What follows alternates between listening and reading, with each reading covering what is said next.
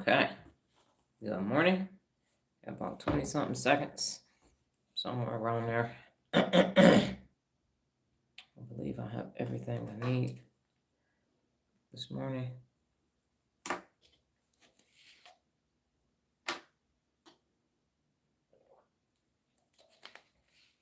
All right, it is 5:30. Good morning. I am Dr. Donna Thomas-Rodgers. Welcome to your morning mental workout. Today, we are finishing up on how to be authentic, part 2. So go ahead and inhale and exhale on your own 3 times.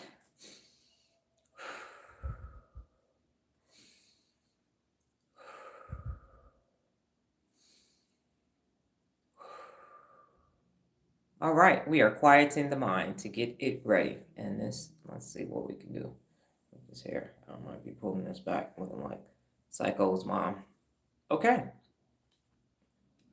All right, so one thing that I wanted to discuss, and I just forgot what it was because now got a little tickle in my throat from some almonds that I had earlier today. So this is the second part. Oh, that's what it was. If you are going to be on this live long term, go ahead and get a second device because you can follow along on with me as I review the other 6 of authentic. You want to go to the turnarounddoctor.com, and then from there you want to go to the 74 principles of real leadership. So the turnarounddoctor.com, and then go to the 74 principles of real leadership. You will scroll down and be at authentic, and it is the third one on the list, and we are working on the bottom half, so 7 through 12 today. The first one, number 7, is keep your word. I'm old school. One grandfather was born in 1919, the other one was born in 1921, and so they were very much old school. Got your word. All you got in this world is your word and your name. Your word and your name. Your word and your name. And so your word is very important. And today, good morning, Regina.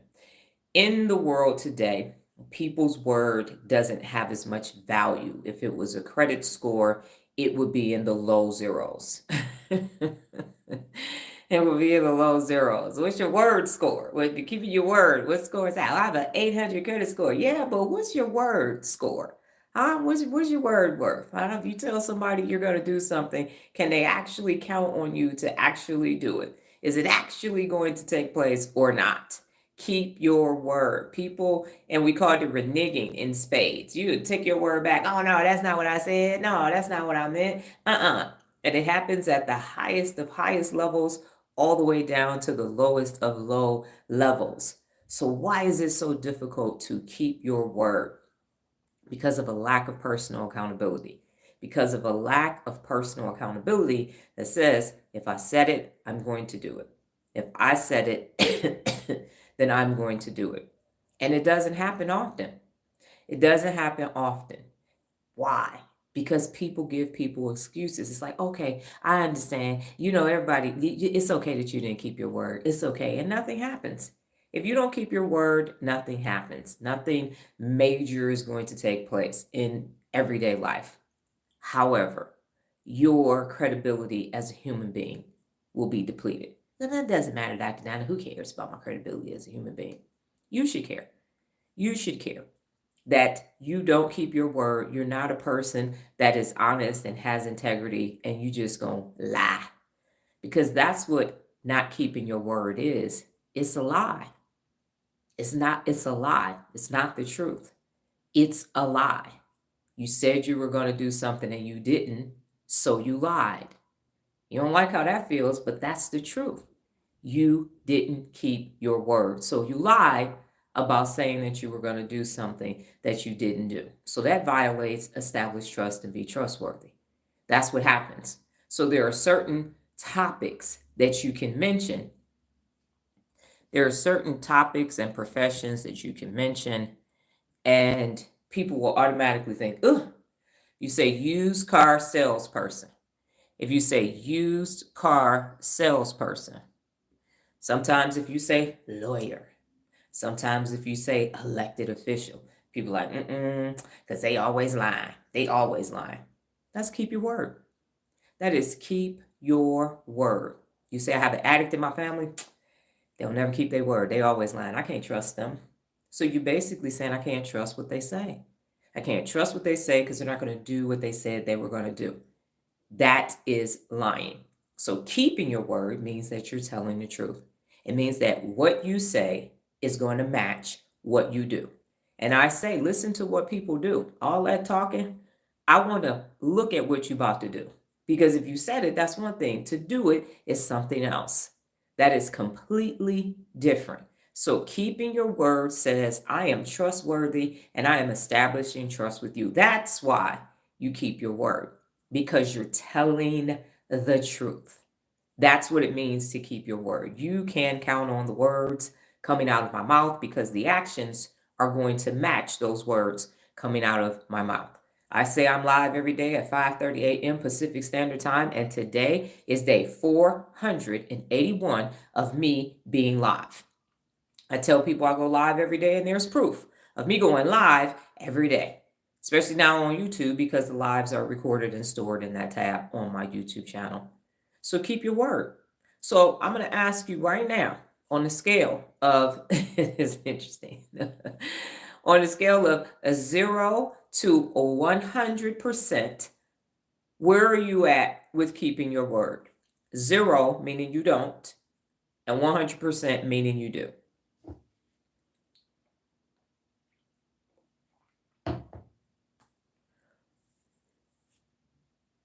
Where are you in keeping your word? 0, you don't. 100%, you do. Go ahead and assess yourself.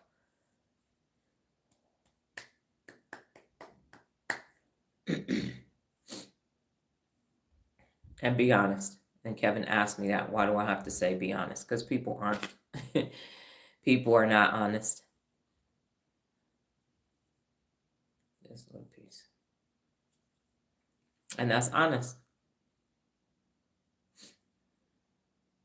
And what I have noticed while people are answering is when you don't keep your word, it's because you're interacting with people who don't keep their word. So yeah, they don't keep their word. They're not going to care. So people that don't keep their word don't care that you don't keep your word because they don't keep their word either. And that's how you get to a smaller number. You're like, doesn't matter. But it actually does. It actually does. So don't say it. If you're not going to do it, don't say that you are. If you're not going to agree to it, don't do it. No, it's a very powerful word. No has value. No, I'm not going to do that. No, I will not be attending. No, I'm not coming. No, I'm not doing that for you. You simply say no and you're good to go. Say no, good to go. You keep your word. No, not participating. Not now, not in this life or the next. That's how that goes. Okay? Next, number 8 is be fair. Be fair. Be fair. Be fair. People aren't fair. People aren't fair. And it starts at home. Parents always talk about sibling rivalry when they are the instigator and initiator of all sibling rivalry. They are the initiator and instigator. It's either the oldest sibling or the parents. They started. Why can't you be more like your? Why can't you be more like your? They did it this way. You didn't do it that way. And all of this comparison and everything. And so lack of fairness starts right at your primary address. And then it goes from there. And then it goes from there. So to be fair is something that people can't do. Why? Because it's hard to be fair. Be fair means that you have to, even if you don't like somebody, you still need to be fair. There were employees that got on my last nerve that I would have never hired, but I inherited them. But what I didn't do was when everybody, because what happened is I worked in a 55,000 square foot warehouse that had basically 3 fans, and that's it. We ended up getting the big ass fans later. But so if it was hot outside, it was hot in the warehouse, the DC. If it was cold outside, it was cold in the distribution center. And so what I did, had a corporate credit card. If it was hot, I went to Meijer grocery store and I would get Gatorade. I would get all kind of the frost because it was PepsiCo. So I had to get all Gatorade products. So I had Aquafina water, Gatorade, Light, Zero, you name it. I'd be pushing that heavy ass cart, coolers, ice, because sometimes it would be so hot that when people did one lap around the doggone warehouse, they would down a whole Gatorade. That's how hot it was because of the humidity in Michigan. Conversely, in the winter, I had hot chocolate, I had tea, sugar-free, the marshmallow packs and everything. So if people were cold, now you can come to my office, get your doggone hot chocolate, take a break, go ahead and warm up and go back out there. And there were employees that I was not a fan of. And I didn't say, I don't like you, so no, you can't have no Gatorade. I don't like you, so no, you're not getting no hot chocolate. And I don't give a damn. And there were people who were like, well, I just like this tea. Because at first I just had hot chocolate. And then people were like, well, I'm diabetic. So okay, cool. Got you sugar-free, got you tea, got you got this kind of tea and all of that so that they could have their favorite warm beverage to do their job. That's what was fair. That was fair. Didn't matter how I felt about people, and there was a couple employees that didn't like me. Doesn't matter. Here you go. Because you are here, it is cold, and you need to be warm to do your job. Be fair with everybody. It doesn't matter who you are. If you miss a day in a challenge, you got to start over. Doesn't matter your reason, none of that. You have to start over because that's what's fair. If I start saying, well, you know what? Oh, but see, it was 8:01. A minute late is a minute late. I got that from Frito-Lay. It's half an attendance point. Late is late. Because if it's 8:01, well, what about 8:05, Dr. Donna? Well, what about 8:07? What can we get a 15-minute grace period? No, it's 8:00 p.m. PST. That's what it is. That is what's fair. And now I don't have to go, but I really, Enola, you're my daughter. So no, the time is the time. The situation is the situation. You have to be fair. But why are you not fair? Why wouldn't you be fair? Because you are taking your personal feelings into consideration, into fairness. And that's the problem. And when you hear people say it's not fair, most of the time it isn't fair, but you don't say, why isn't it fair? Why isn't it fair? Why? Because it's personal. Everything becomes personal until it's time to be personally accountable. Isn't that interesting? Everything is personal until it's time to be personally accountable. And then it's not personal anymore. Then it's not have nothing to do with you. It's them. It's them out there. It's them out there. Everything else is personal. Till you got to do the right thing. Now it's not personal anymore. If you can't be fair, you can't be a real leader and you can't be personally accountable. Because you have to take into consideration fairness to everybody, regardless of how you feel personally. You don't get to do sexual orientation and gender and ethnicity and all these other things that make it not fair. That's why I say there's only two types of people in the world. People who hold themselves personally accountable and people who don't. That takes everything. That's fair as you can get. I have never given, nor will I ever give you a physical description of someone holding themselves personally accountable, because you have to decide where you are by behaviors if that person is being personally accountable. And that's hard to do because I haven't given you a physical description. If I say a 6'2", 185 pounds, male, now you're going to look. If I start throwing skin complexion in there and religious preferences and socioeconomic status and all that, now you know who to go look at and say, oh, that is the specimen that exists that is personally accountable. That's what it looks like, the pillar of personal accountability. Nope, not going to tell you what it looks like because it's a behavior. It's behaviors. So if you find yourself not being fair, check your biases. Check all of your biases because that's why you're not being fair. Well, it's not fair. When I was in the Army and I was a captain and I was a lieutenant, somewhere around there because I got promoted at a career captain's course. We had, I think there was 5 female officers in the class and there had to be 17 males or something like that. And during PT, because we had Marines and Turkish officers and people from Saudi Arabia and Korea and everything else, because MPs all train together. Well, everybody does when you go to those courses. And we had to grapple. It was the Marines' day to do PT, and he said, we're grappling. So we had to grapple. So first we went by size, and this is weight. So they matched me up with a skinny guy. At first it was women against women. One of them was pregnant, so she didn't participate. And then the rest of us, and then we did that. And then they said, okay, now you just get who you get. You just get who you get because you might have to take somebody out.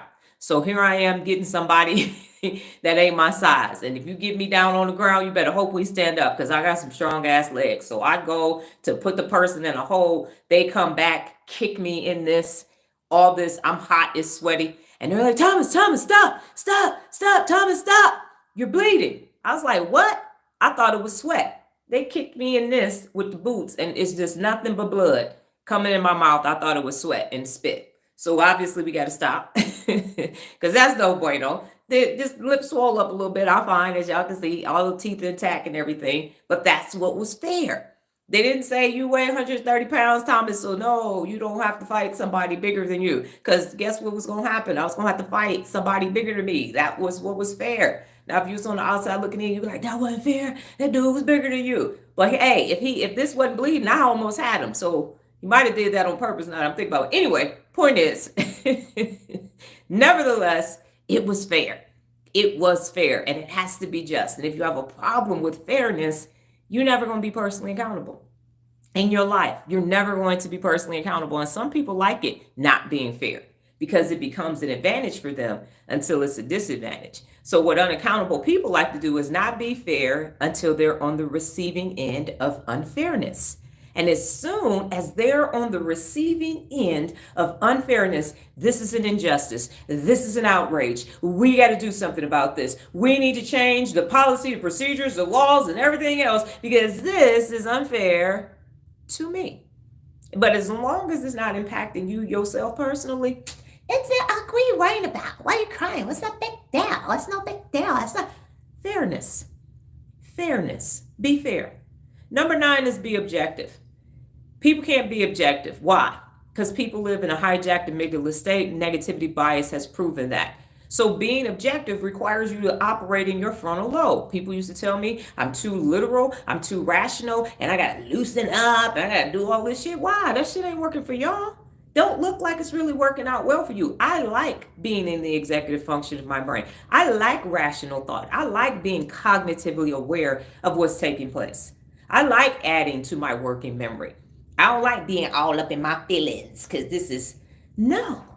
So you have to be objective. And in order to be objective, you got to be in your frontal lobe because you got to make all your decisions based upon facts. No emotion. No, you're not about to get me. I ain't never be like, oh my God, I got to hurry up and buy it. And then be like, oh, see, that was such a rational decision. It was not. Everything must go. Limited time only. Only 6 seats left. Yeah. That's hijacked amygdala. And now you have married the wrong person, purchased something that you can't afford, signed up for a job you're not qualified for because you weren't objective. You didn't sit back, make rational decisions, go old school, line down a piece of paper, straight line down the middle of a piece of paper, left and right. Left, you got the cons, pros on the right side, everything on the left, you can leave it or stay with it. It's not happening. When you make all your decisions based upon facts, you use logic to get you into it, you can use logic to get you out of it. When you don't do that, you're scratching your head like, how the hell did I get here? What's happening? And then you make some more illogical decisions. So finally, you just wake up one day and you don't recognize yourself or the life you're in, and you just are like so bumfuzzled. Like, what is going on? You got a hijacked amygdala. And now you just keep looking for dopamine and endorphins and all these other things that are being used against you to keep you stuck in this non-objective life. Be objective requires new neural pathways. Your brain is wired to negativity. Your brain is wired for cognitive dissonance and conformity bias and confirmation bias and gender bias and age bias and bias and bias and bias and bias. So you can't be objective naturally. You have to proactively seek out objectivity. One of the things that I learned at Frito-Lay, whenever you need work done, you get three quotes. And 3 data points means it's a trend. 3 data points. So if someone has done something 3 times, that's a trend. Whether it's an upward trend or a downward trend, you have to look at that because that means that that is behavioral. So when you have 3 quotes in front of you, you can see who's overcharging, how you're going to get the best decision, and it's always worked. When we have vendors come to the house, I tell them, you're not the only one. Sometimes I leave a bid on the table, let you see. Well, what'd they say? Why? You going to change your price based upon what they said? What's your price? Don't worry about what their price is. What's your price? And it changes the perspective. So be objective. Be objective in everything, especially when it's big decisions. Especially then, because that's going to have long-term impact. That is going to affect you for days and thousands and thousands and thousands and thousands of days. When people say, oh, you get a house, it's a 30-year mortgage. You know how many thousands of days are in a 30-year mortgage? You know what I mean? Thousands of days. How many repairs and everything that's going to take place in 30 years. And it sounds like, hey, 30 ain't that much. That big ass stack of papers coming. Yeah, sideways. You don't read the fine print. And next thing you know, oh, it was on page 207. You didn't read that page. And they're like, sign here, sign here, sign here, sign here. Hold up. No, I'm about to read this. I'm not about to just be signing this shit. Y'all name ain't on this paperwork. Mine is. Look, read the terms and conditions. Be objective.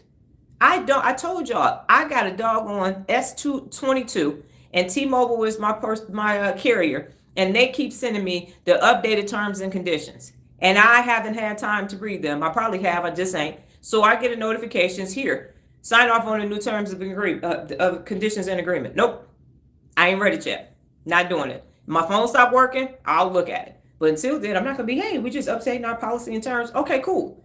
And some things I get in the email and it's like, we updated this part. Okay, let me go to that part, but let me go read the other parts because y'all could have changed something on last time and didn't make me aware of that. And that's not no conspiracy theory or anything else. Anybody deal with insurance, you know. Well, it was in the policy, the rider policy of this policy. So you got to be objective in your decision making, in your signing, and everything that you do, because you're going to be on the hook for those decisions. All of them, small and huge. Be objective. But you can't be objective if you're caught up in what unaccountable people are doing. If they're hijacking your amygdala, which is the purpose, so you're not paying attention, and now you're in some shit show that they forgot to mention, because going back to number 7, they don't keep your word.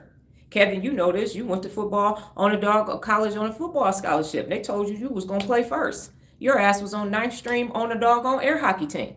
By the time they finished, every coach is, yeah, you're going to start. You're going to start. You're going to start. You're a true freshman. You coming in. Well, we looked at your capabilities and what we assessed when we came in. We got the other people in here, and you're not ready yet. So what we're going to do is order of seniority. We're going to do seniority over here. And then you ain't keeping your word. That's why you got to be objective and be fair, because people don't keep their word. Don't keep their word. Yeah, you coming in, you gonna be on the O-line. Oh no. We got 5 of them. What we need you to do is be a defensive back now. What the? That ain't what I. Excuse me. What? No, absolutely not. They did it to me at Frito-Lay. I was on first shift in Florida, and because I'm so good and it was such a shit show, I got put on. So I was working Monday through Friday, 10 to 6. I went to Michigan and I was working Sunday through Thursday, 12 until. Like it was a party in the 90s and we just gonna turn the clock like until. What the fuck? I ain't got an end time? My salary ain't until. My salary is based on a 50-hour work week. What the hell is this? Unlimited. What? How? Because not keeping your word. Not keeping your doggone word. Not doing it. That's why you have to do your due diligence. That's what you have to do. Number 10, help others. Help others. And this ain't no help the helpless. Help the victims. Motherfuckers kill me. And I mean motherfucker with every fiber in my being. We gonna go help the homeless during the holidays. What the fuck are they supposed to do the other 10 months out the year? We're gonna make sure everybody has a holiday turkey for Thanksgiving. It's 365 days in the year. One damn turkey ain't gonna fix that. Yo, back to school. We're gonna get backpacks and school supplies. Good morning, Lola. You gonna do that? It is 180 motherfucking days in the school year. And Regina, you know that doggone supplies is gone by the first month of school. Ain't a tissue, a hand sanitizer, a pencil, piece of paper, note card, nothing there. And now every teacher's going back to the store. The money then all dried up. We're going to do something good. Look at us. We helped others. Really? Really? That's what you're going to do? Look at us. Look at who we helped. You didn't. Help others means that and I believe it's the Bible that says, if you give a man a fish, you're going to eat for one day. You teach him how to fish. Lifetime. So when you're helping people, you're giving them skill development, not a turkey for Thanksgiving. That's not skill development. It is not. What the hell are you going to do with that? So when you are helping others, you are leading them and helping them to become their best, not help them out the gutter, take a photo and leave and never follow back up to see if they fell back in the damn gutter. 180 days for school. I volunteered, Virginia, you will appreciate this. I volunteered at Nova School from kindergarten through fifth grade. I didn't do it in middle school because the school was too far away. And by the time she got in the eighth grade, the school was self-sufficient. I had to drive 120 miles and I would be late to work to go to her kindergarten class to teach the kindergartners how to read. To teach the kindergartners how to read. For K through fifth grade, I volunteered at her schools. Me. When I had a corporate job and when I was working for myself. And you know what the teachers did? Gave me all the hard projects because them lazy ass stay-at-home moms wasn't doing shit. I taught her fourth grade class how to play chess. And they had a dad and he would pick the students who knew how to play chess and have them come out. I taught the whole damn class how to play chess in the fourth grade. In the fifth grade, I volunteered for the Mile Club. Third grade, they had my ass bending hangers, doing bulletin boards, all kind of shit. I'm up there. Oh, they're like, oh, Dr. Rodgers is here. We're going to I'm like, damn, you got a whole stay-at-home mom PTA mafia over here. What is the Lululemons doing? Lazy asses. Stupid, what was them things? Not smoothies on Thursday. It's your smoothie on Thursday. Okay, we got another fundraiser. I'm like, this the sweat equity over here, the classroom shit. Y'all on the playground, chilling. So anyway, help others to be better. And the little girl who won the chess championship, Emmy, was the quietest one in the classroom. And she took that bad boy all the way to the finish line. Well, no, she was scared to move. and then she didn't just snuck around and beat everybody at the end. So you help others become their best. That's what you do. That's helping others, not help up on look. This doggone, yeah, so we gave some backpacks. Okay, great. I stood out in the cold and all inclement weather so my daughter could be the first girl in the school to do 100 miles during recess because they needed one more parent. And I'm out there shivering 2 recesses, marking up the cards because it does get cold here in January and February and March and in the heat until the end. So you help others for real, for real. But if you ain't got enough for yourself, if you don't have greater than yourself, you don't have mental bandwidth, then you can't help nobody. You can't. You helpless too.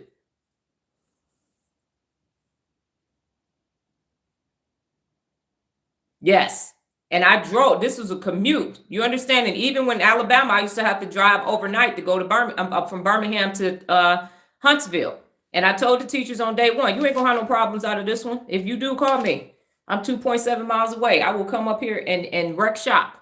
But I ain't gonna have no problems out of y'all either. Because I will come up here. I'm 2.7 miles away and I will wreck shop. Point blank, period. So my point is help others. Really help them. Help, not to help, because it's easy to help somebody that's down.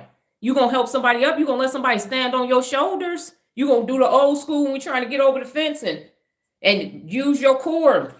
You gonna do that because that's the help others that I'm talking about, not this bullshit. Here you go. Here's some stuff. No, help them for real, for real. Like for real, for real. And if they pass you, that shit's on you. They shouldn't be able to catch you if you keep going. What is it? Bill Gates said it. If you are ahead of somebody in the road ahead, he said, if you are ahead of somebody and they catch up with you or pass you, you stop going. And that shit's on you. That's me at the end. That's on you. So this whole, I'm going to help you a little bit, but not a lot because you might pass me. That's your fault. You don't want to increase your working memory, then you need to stay stuck. But this fake ass help for help. Now, hold up. That's the Dr. Don dictionary.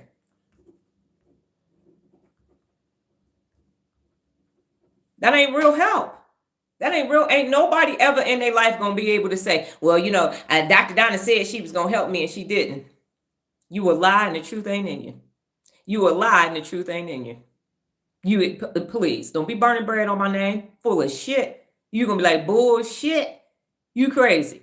I didn't help strangers running out of gas, then push their vehicle to the side of the road, put them in our car, help them get some gas and go back and help them put the gas in the car and waited till the car started up. And we was on a walk during COVID. And this young man ran out of gas. And this 5 o'clock, dark as hell in the morning. And we then took him to the gas station to get some gas and got him on his way. So yeah, help others. Help others all the time.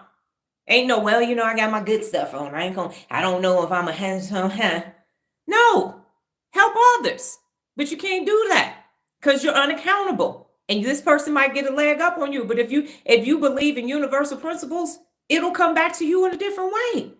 And when Nola's car was messed up, I told y'all about that man across the street. That was for all the times we helped people in duress on the road. He made sure you got to use the bathroom. You need something to eat. I know a mechanic. He can come look at it. When the tow truck came, he's standing on the porch to make sure for all the times that we helped somebody else in distress with their vehicle. That's what that's about.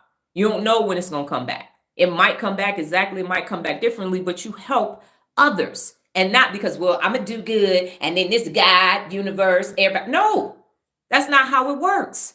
You do good so good comes back to you. And you don't, then don't expect no good to come back to you. This little intermittent, sporadic ass bullshit that you want credit for. You ain't going to see a photo on me on the internet nowhere of helping somebody. See, this is what we just did. Look what we did. Look. Why you do it? Did you do it for the photo op or for the really actually help the person? And did it actually help them? Or did it just make you look good for the moment because you ain't actually shit? Which one was it? You didn't take no fucking photo because you helped somebody. The hell? Trying to get some brownie points with man? No. So help others for real. Or stop. Can't do both. Exercise tact. That's number 9. Now I told y'all I ain't had no tact. I'm better with it. And if I don't feel like I got tact, I'm doing that shit on purpose. Because I know how to have tact. So if you feel like you're getting your ass handed to you, you are. And it's 1,000% on a scale of 1 to 2 on purpose. So exercise tact. I told the story. Sergeant Morgenstern told me to go home. Back in the day, you had to look shit up in the dictionary when you got home. And he said, go home. Do you know what tact is? I said, no. He said, go home and look it up. I said, how you spell it? He told me how to spell it. I went home and I came back and I told him. He said, so what does it mean? I said, you need to use tact when you yelling at these cadets. At that point, he said, no, that's not what tact is. Give me them stripes. You demoted. You don't use tact. You don't have no tact, and you're not a good leader. So you are no longer a squad leader, and I'm putting you back in the same squad. What? Clutching my ROTC pearls, my junior ROTC pearls. What? I'm going back to the same squad. Ooh, you chose violence this morning, sir. Humbling ass experience. I worked my way up. I thought I was the shit and found out I wasn't. So that's where tact came from. So the definition of tact is this: a keen sense of what to do or say in order to maintain good relations with others or avoid offense. A keen sense of what to do or say in order to maintain good relations with others or avoid offense.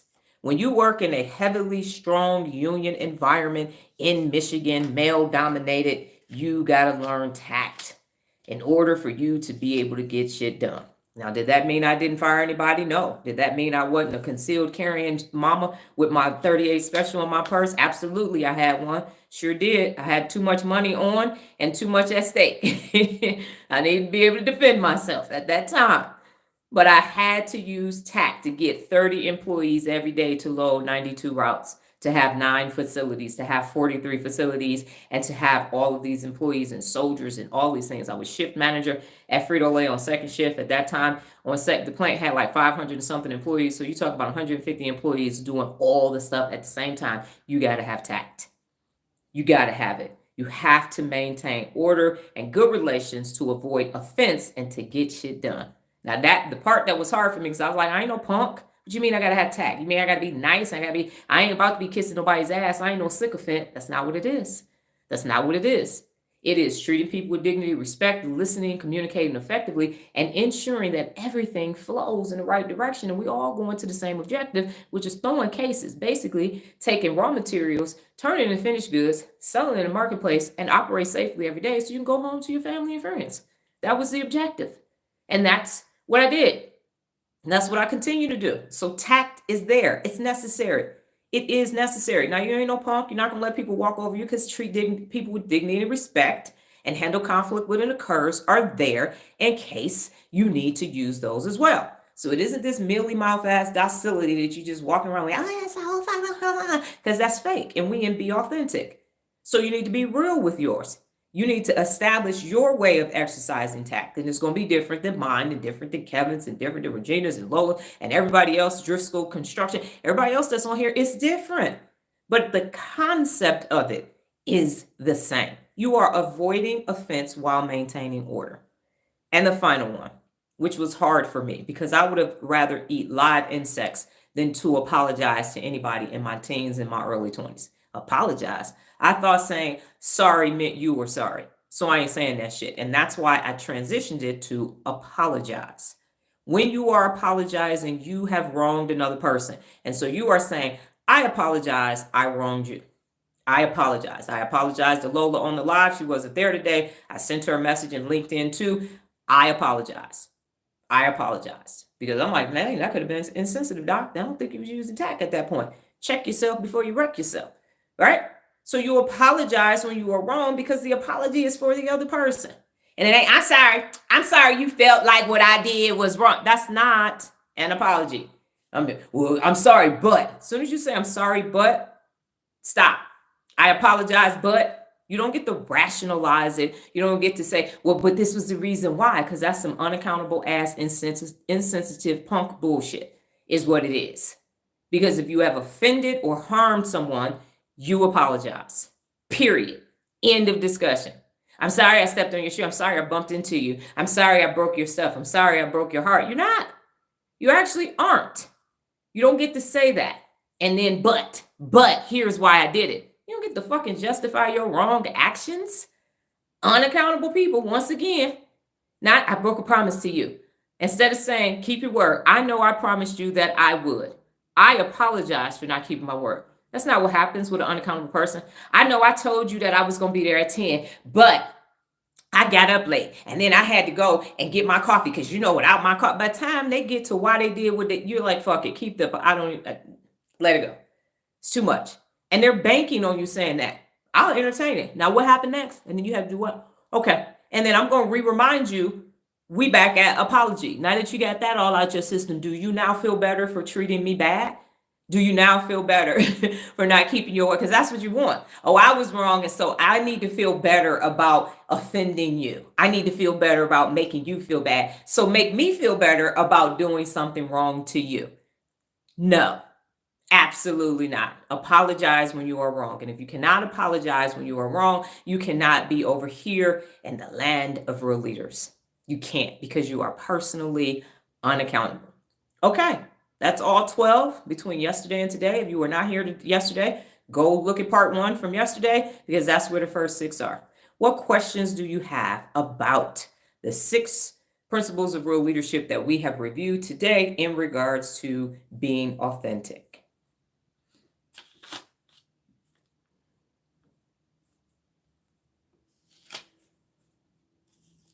And remember, it is ... if you are thinking.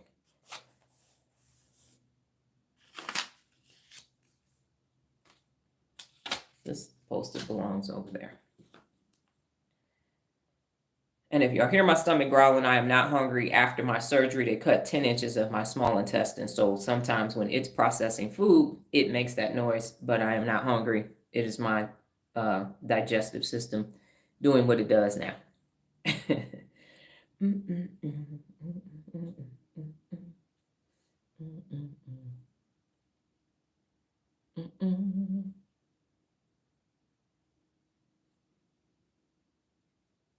Okay. I don't see any ... so we will proceed. Go to the social media tab on the website. Oh, sorry. Regina has ...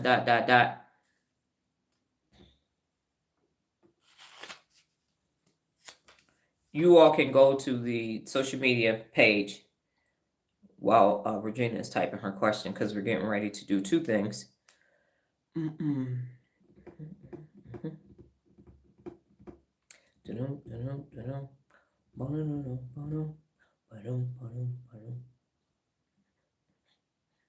I just could not keep that Walmart shirt on. What Nola and I figured out, I'm going to try to say this is the Walmart shirts were not made for people shaped like me.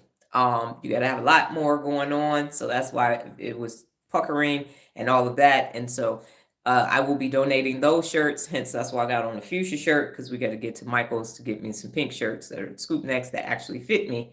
So yeah, can't wear any of those shirts because I am not their target market for t-shirts, for clothes in general.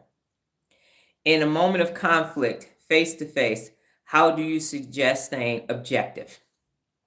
I just pause. I did get the Planet Parade video. I responded to everything you sent. I'm going to watch that today so that I have time. Because by the time we got situated and everything yesterday, I needed to do all my real leader work. So I will be looking at that today. We have a late start. So in a moment of conflict, face to face, how do you suggest staying objective? So you have my book, Regina. So you go to the Eliminate Stress portion of my book and read that. That's number one. Because what happens with conflict is it creates a stressful situation. In addition to that, I pause. Because remember, we are thermostats, not thermometers. So you just stop. Right here. Right here. Now, the hijacked amygdala person doesn't know what to do with stop. You get a nice little blank stare. So if you need to go in the mirror and practice because you're a dancer, so you're much more expressive. So you want to get your blank, not the deer in the headlights, but and blink as infrequently as possible. You do your calming breaths, deep breathing, and you just stop. And then the person won't know what to do. And at that point, you lower your voice, you speak very calmly and very slowly. So what exactly is it that you want to happen right now? What is taking place for you? So put it back on the person that's trying to put it on you.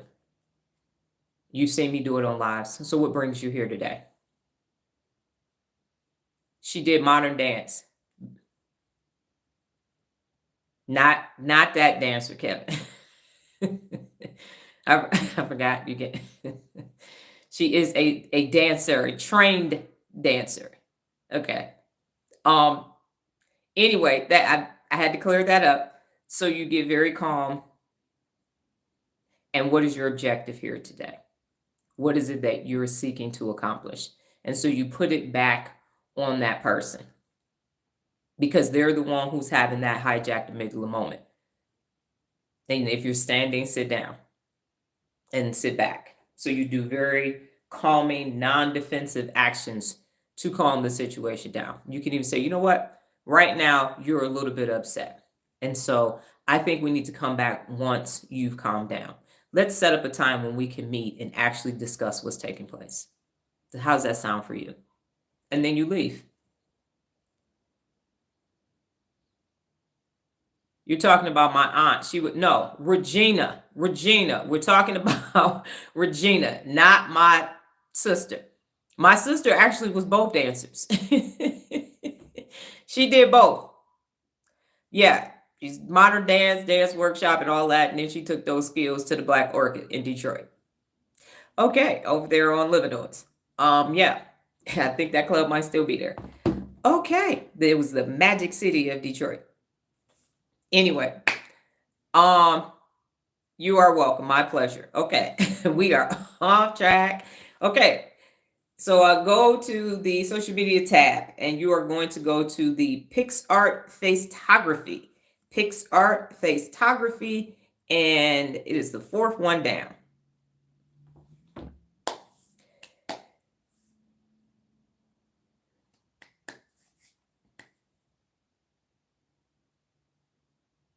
Right, you were a dancer, actually trained dancer in New York.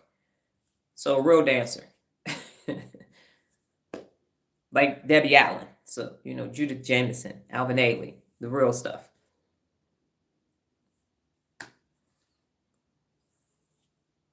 And my sister auditioned for Tish and she didn't get in.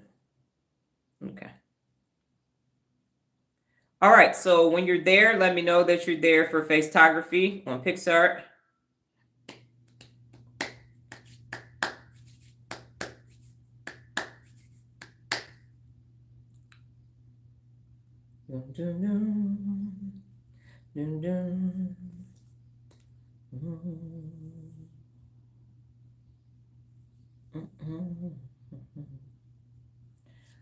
Okay, and you're going to go to that third photo. It's a photo of me in a track uniform and BDUs and Class A's. So if you go to that photo, it should let you look at it up close in person. So you can see it closer. All right. So first of all, this is me. I don't think this group of you have not seen me in my battle rattle. So those are all three photos of myself. That's me running track in high school, me graduating from officer basic course above that, and then me at advanced camp in somewhat full. We got Miles gear on. I got some other pictures, but on TikTok you could see them because I could put them behind me or drop them in. I can't do that here on YouTube. So that's that photo. Now, why are you looking at that photo? You're looking at that photo. Um, yes. So you're looking at that photo. We were running at Central High School, the only cement track in the whole track system. But that's me. I was 17 at that photo, 23, 22, and 23. So in the photo with the camo on, I was 23, and then no 22, and then in the photo with the Class A's, which they were pinks now, but this is how old that photo is. I was 23 on that photo. So my point is that I keep all my faceographies, all my selfie photos on there as well to show authenticity. So that's me being authentic. This is 50 Shades of Dr. Donna, and those are just seasons of my life when I was doing those things. And I often ask Nolan, she tells me all the time, ma'am, yes, nobody thinks you were lying about, they call it stolen valor. No one thinks that you didn't do what you said you did, but people are good liars. So there's proof of everything that I said. That's me in my senior year. And Virginia, you have my book, So Quitters Never Win. Went back to the track team, and that is me finishing up a race. I was running the 200 and 100. That day, Chelsea injured her hamstring. And so the reason why I'm that tired is because she pulled it during the handoff. And so I had to go all the way back to the line, grab it from her. I was running the third leg to catch it up in order for us to win. So that's what that exhaustion is from. And I didn't like Chelsea, and we weren't cool. So I had to be fair and objective as to she went, ah! I was like, ah! So to run back, grab it, and then hurry up and I forgot who I handed it off to so she could walk him down so we could win. So that's that story. So any questions on this photo or the concept of that photo? Ooh, you should have seen me in my dress blues, darling. Oh, I was fabulous. I look better in blue than army green. Thank you. Definitely looked better in the blues than the greens. For sure. Yes. So that is me. And that is that. Yes, I was. And I was very happy and proud of that because that was, yeah, it was hard time to get to that point. 100%. And I still had a smile. And then there's a picture of me at basic training when I was 17. And then there's a picture of me at Lieutenant Thomas, and you could see the transition from a private to an officer. And that's all I'll say about that. The glimmer and all of that was gone, and it was like, we got to go make some stuff happen. Okay. Yeah, so if you go back out and then go back to the website, we'll go back over this whole page later. I just wanted, because we were in authentic. When you get to the website, go to Medium.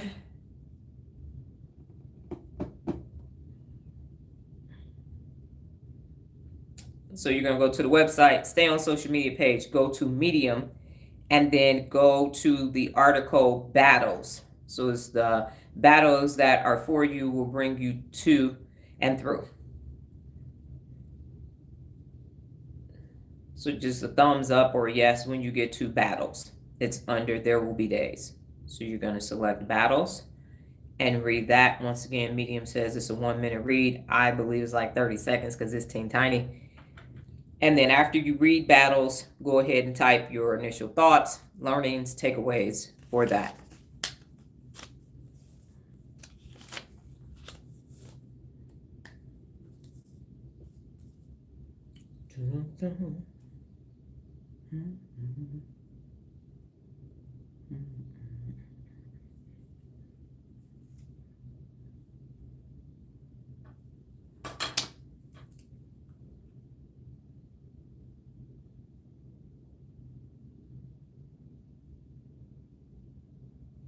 The help.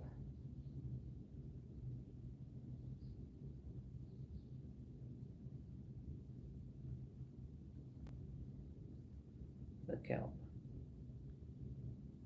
Nothing I like for kelp.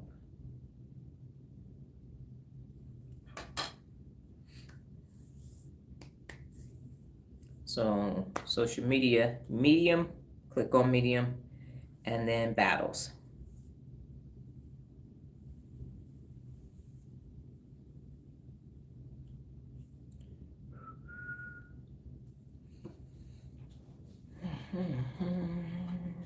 These pockets. And now my wheels are rolling back. It's stuck in a groove. It's a groove thing, yeah. Show them how to do it, yeah.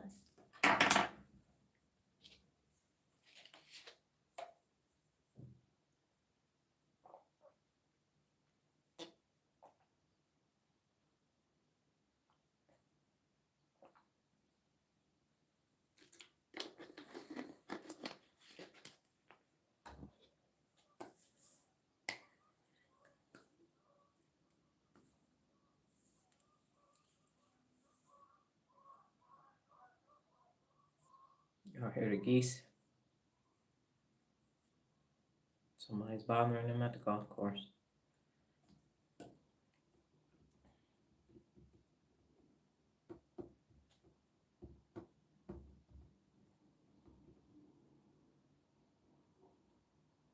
Makes you think about handling conflict when it arises.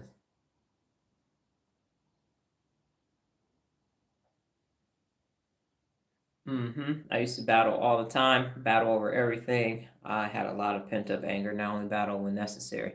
What comes up for me as my company commander when I was an executive officer in the military at 787th and P Battalion Delta Company, and Captain Libby, who was a former enlisted, he told me, Lieutenant Thomas, you can't fall on your sword for everything. You gotta pick your battles. You really do. Is all I'm saying is this. Is all I'm saying is this.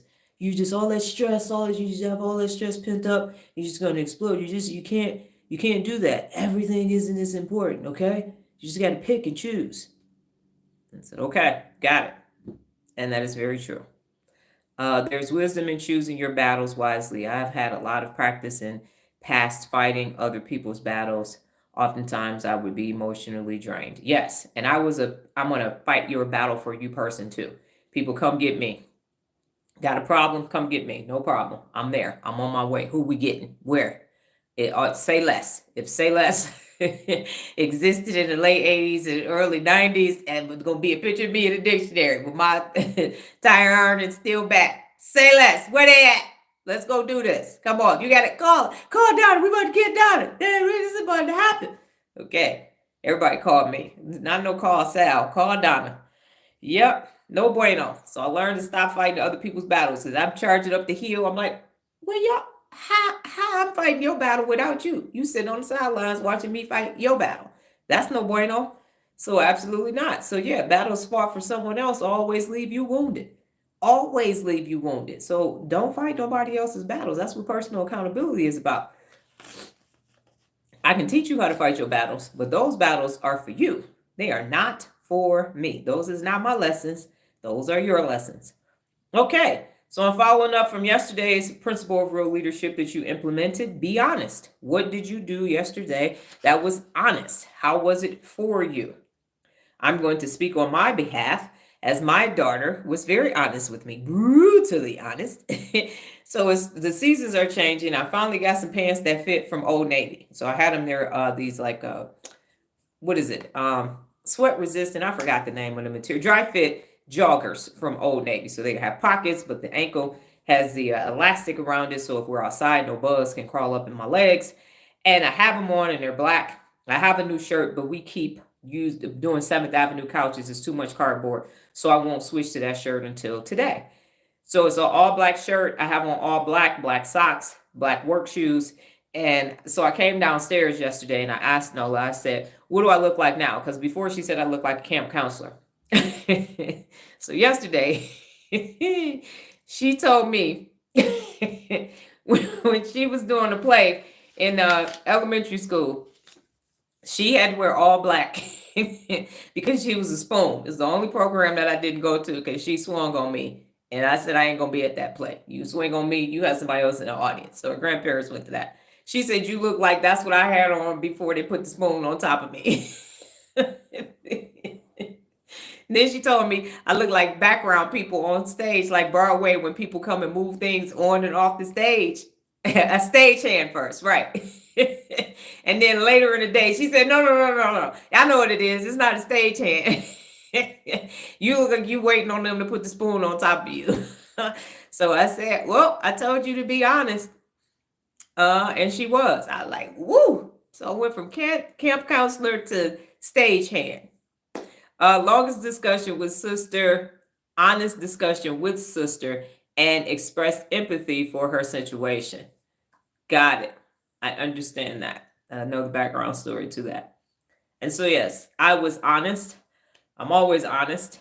So it was just a regular day for me.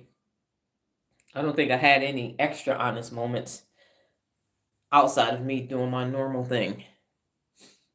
And the more honest you become, the more authentic you become. And the more authentic you become, the simpler it is for you to execute the 74 principles of real leadership, because you don't really care what the unaccountables think. Because that's what it's all about. Everybody is afraid of what the unaccountable person is going to say and do. That's what stops you from being personally accountable. Because the unaccountables are in the bias state. They're in the hijacked amygdala state. And in order for you to get along, you got to go along with what they're saying. And I'm saying, no, it doesn't work. If it was working for them, I would say, go do that. You know, people go and do different types of exercises based upon their body, their physicality, their age, injuries, and things like that. So I'm never going to tell somebody, oh, you should stop working out. You need to do the workout that I'm doing. No, you need to do the workout that works best for you based upon your primary care physician's guidance and all of that. But there is nothing about being unaccountable that's better than being personally accountable. Not one thing. Not one. Your life isn't going to be better. And again, with the amount of people that we come in contact with, the amount of people I've already been in contact with, everybody has unaccountable people in their lives. Everybody, every ethnicity, everybody has unaccountable people in their lives impacting their ability to succeed. Every time we are at appointments or anywhere, and here comes somebody calling, here comes somebody showing up, here comes this thing that's occurring. So when you start with honesty and work your way up, you're giving people permission to be honest. That's what I do. When I say, oh, I'm having a hot flash. Y'all know this is a wig and all of that. And it's not like, oh, she just keep it so real. That's not honesty. That's not honesty. Honesty is saying, this is who I am. I'm authentic. This is who I am. Good, bad, ugly, right, wrong. All of it is here. Because even the realest of the real person got some stuff that y'all don't know about, that they're not saying. Because they want this part. Because I just call it like I see it. I can't help it. I just call it like I see it. But they might need to go to a 12-step. They're not going to do that. I just keep it 100. Keep it 100 ain't fixing you first. It's not.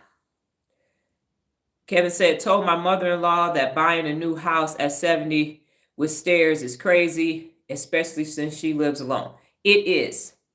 Well, I wouldn't, okay, not crazy, Kevin. Is there a primary on the main floor? Because in the newer houses, the primary usually happens to be on the main floor. If there is a full bathroom and a primary on the main floor, but if there isn't, that's no bueno. It is honest, but you put crazy. No, okay, then that is beyond crazy. It's a safety hazard. So here's what I do, Kevin, and I'm just offering from a safety perspective. So I am the safety person. And so up in our house, we have 17 stairs, but you go up 8, and then there's a platform, and then there's 9 more stairs. And you can look over the banister and see downstairs. And so if Nola is leaning over the banister, or she's right on the first step, I tell her, get down on the platform if you're going to talk to me, because it's unsafe. So from a safety factor, just speak about the safetiness of it all. Because, and Regina, if you want to chime in as a person that's experienced, that's in that age range, how he can get her to see the light in that situation, because it is a safety factor. So, and then the other thing that you can do, Kevin, now that you've expressed that and be honest, seek first to understand and then be understood. So sit down and understand.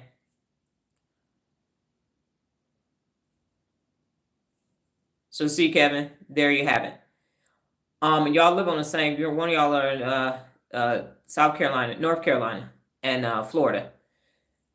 So sit down with your mother-in-law and understand why she's making this choice. Because if you don't get to the root cause, you ask why 5 times to understand what is it about that house. Because there's usually always one thing that a person wants. We were in a home the other day talking to the interior designer, and people like the yard, they like the front part, the primary, they might like the school district, the fact that it's guarded gated. So sit down with her and actually ask her what is it that she's looking for in a home. So start with the facts. So you're going to be objective and fair and get a strategy and then find the house that actually works for what she actually wants. So what's important to her. So for me, it's an open floor plan. I can't do chopped up. I need open lights, windows, bunch of natural light. Those are some things that are important to me.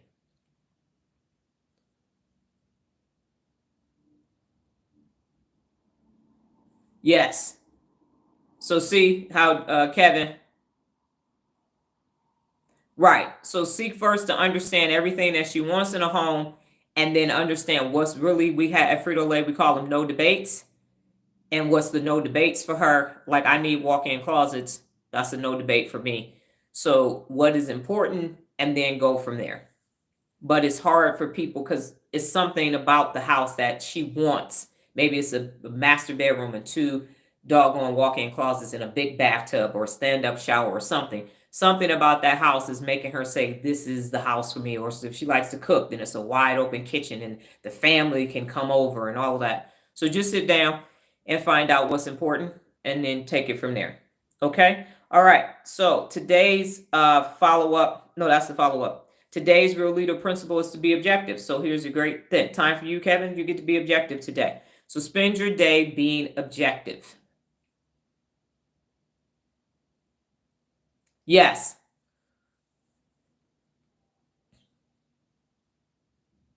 Right. And then also too, what I'm finding is that when you get older and all of these things are happening to you, whether it's health or these things that you used to be able to do that you can't, all of that becomes like, dang, I can't do this anymore. So it might even be something attached to that as well. To say, well, now you're not gonna be able to go upstairs because you got to be accepting of that. So it's like they say the women, after I did research on going through the change, the women who have the hardest time going through the change are the vain women. So the women who used to have all this sex appeal and used to walk in a room and walk down the street and they whistle at them and they had theme songs behind them. They just fire, fire, fire. And now they're having this thing that says that they're not viable options anymore. So they have the hardest time going through menopause because it's like, well, nobody's going to look at me when I walk in the room anymore. And now I'm going to be there trying to be all pretty. So then they do all this extra hormone therapy and everything and be in denial and all of that instead of just letting the natural progression of the body do what it does. So everybody deals with growing older differently. So that could be something that's taking place as well. So just look at that and find out what's actually taking place. So again, seek first to understand and then be understood because you all just want the best for her and you want her to be, my grandfather lived all the way until he was 92 on his own and then 92. And then 3 weeks, it took 3 weeks and then he was done. So, but and not even in the senior community, but in his own apartment on the first level. Okay. All right. So there's some suggestions for you, Kevin. Today is be objective, which works so that you can definitely do that. And then my final question for you today is, what did you learn? And ... to let me know what you learned. And then I just have one thing to say. I'm conducting a personal experiment for myself to understand, because I was never a consumer of social media. When I got on social media, I was already doing business things. So I always had a professional account, never really one for, and I did this on social media and did this. What I did yesterday, because Nola had a second appointment, when she does really technical things that I have no frame of reference for, we sit me in the car because I could be an obstacle to success. We know that. So, like a baby, I had my tablet with me and the window was down. Had some snacks. And so I sat in the car in the event that she needed some arms or something. And so she had to do 2 lock boxes. As soon as she starts drilling in the stucco, I like to leave. Not my thing. It's hard enough for me to get through drywall and sheetrock and brick and all that. But when she get to the outside of the house, I'm like, oh, God. Okay. So she had to attach 2 lock boxes, and then the clasp on the metal gate was too low. So she had to move it and then fill the holes where it used to be. So yeah, she was doing all of that. I was in the car. I had my tablet, my phone, and my book. And what I did was, for part of that time, I broke it up. And I went through TikTok and I just scrolled and scrolled. And what I was doing was monitoring how I felt. And what was happening was that I would see like 10 videos, and then one of my videos will pop up because I'm not following anybody on TikTok. So when I like my videos, they obviously will put it in the algorithm after me watching other people's stuff. So 10 to 12 videos, and then here's my video. 10 to 12 videos, here's my video. And what I paid attention to, and my heart rate is getting elevated behind this, is there's all this adrenaline, dopamine, and then boom, here's Dr. Donna. Different format, might be a Snapchat lens, because it probably was about 15, 20 of my videos, and it was totally different. It switched. And I'm like, oh, that's me. A couple times, like the first few times I said, oh, that's me. Oh, that's my video. Then I start paying attention to it. And I said, it is totally different. It's totally, because it's, and did you say, and what's it? Oh, is it? And then it's business 101. Neutral. You know what don't make no doggone sense. And here you got this dog lens. Just out of place. Like what we used to do in the Army if you made a mistake. One of these things is not like the other. One of these things doesn't look the same. Who is it? It's me. And that's what it is. So we have some time today. So I'm going to watch it again. And it didn't matter whose content it was. It didn't matter if it was coming from a verified person's account, a business account, an individual person's account. The energy was the same. The objective was the same. Get you addicted, for lack of a better word, to doing this. And then here comes this person. And people told me to do that when I started doing social media. I said, no, I'm not doing that. And I couldn't figure it out why. I was like, that just don't feel natural to me. That don't feel good. I'm not doing it. And everybody is complicit. Everybody is doing it. Everybody. And so even the neuroscientists, and it's just there because if you want your content to be seen, you got to do this. I'm not doing that. Because when it's all said and done, when it's all over and people finally get off this amygdala hijacked ass ride, people are going to need something else to do. And that's this. Because that's not going to work no more. It's not going to work. It's going to feel wrong. We don't eat a lot of added sugar anymore. We can taste it immediately. Like, what the hell? God, why is it 90 grams of sugar? Ooh. That's what it's going to feel like. And there's going to be a shift. And I'm not telling people not to make content anymore. I'm saying don't make content that feels like that. Why can't you just give people the option to feel how they feel? That's why when you read a blog, what's your thoughts?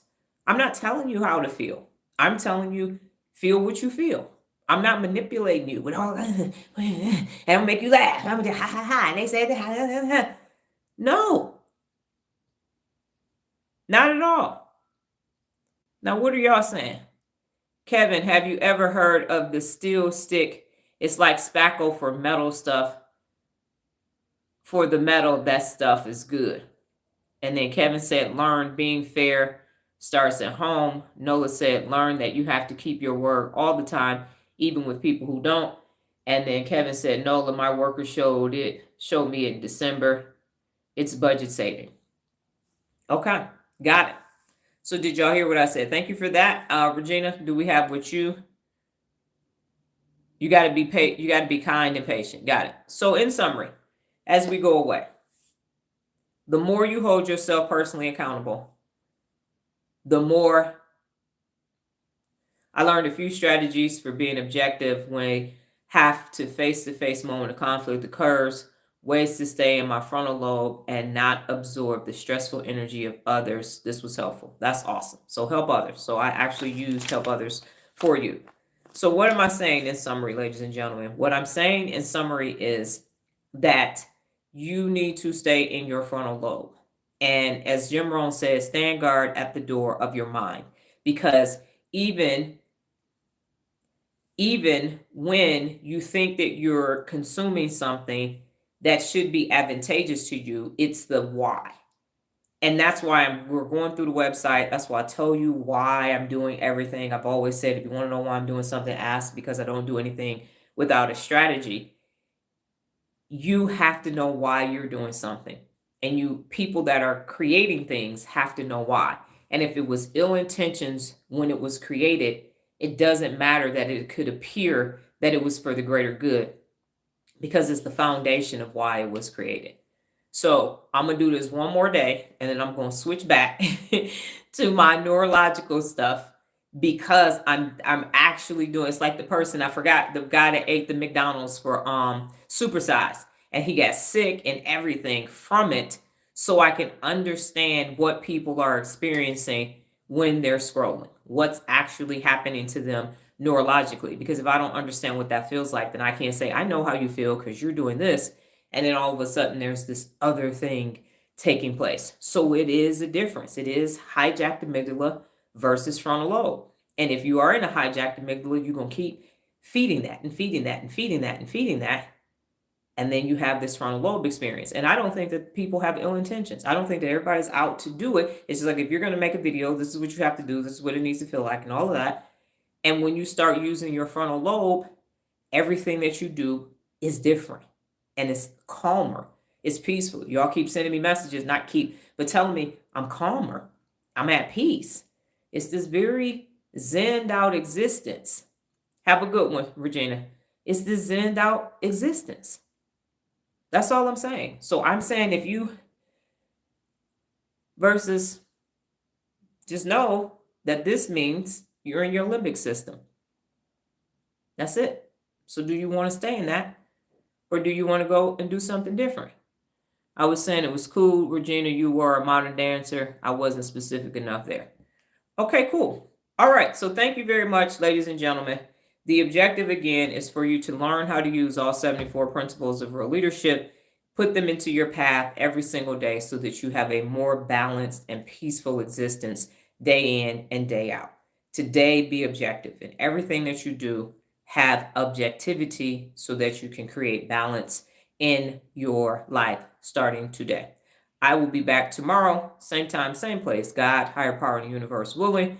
And if we don't get the Michaels, same t-shirt. See y'all tomorrow. For anybody that's going to be there, take care.